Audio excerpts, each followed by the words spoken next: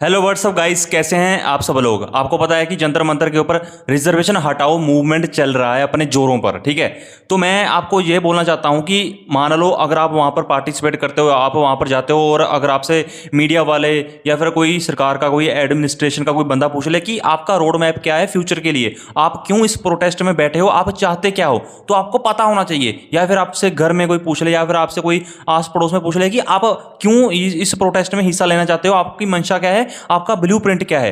तो मैं बता दूं कि मैंने जब इंस्टाग्राम पेज के ऊपर रिजर्वेशन हटाओ मूवमेंट का असली पेज देखा तो मैंने देखा कि वहां पर 5 शर्तें हैं जिसको लेकर रिजर्वेशन हटाओ मूवमेंट चल रहा है। मैं आपको बताता हूं कि वो 5 शर्तें क्या है। पहली शर्त है इनकम बेस्ड रिजर्वेशन। ठीक है, poverty has no caste, reservation should be based on income not on caste, so every poor family gets equal opportunity. ठीक है, और दूसरी शर्त है one family one reservation one time, once family has benefited from the reservation, यानी कि अगर कोई फैमिली में से एक बार रिजर्वेशन ले ले तो उसकी अगली जनरेशन को मेरिट के ऊपर ही कंपीट करना चाहिए। ये है दूसरी शर्त। अब चलते हैं तीसरी शर्त की ओर कि तीसरी शर्त क्या बोलती है, यानी कि हमारी तीसरी पॉलिसी मतलब रिजर्वेशन हटाओ मूवमेंट की तीसरी शर्त क्या है।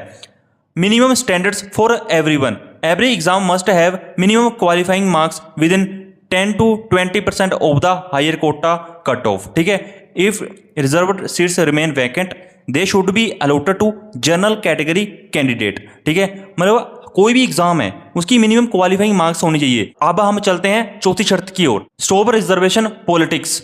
आपको पता है कि हमारे देश में कितनी पॉलिटिक्स होती है रिजर्वेशन को लेकर, वो स्टॉप होनी चाहिए।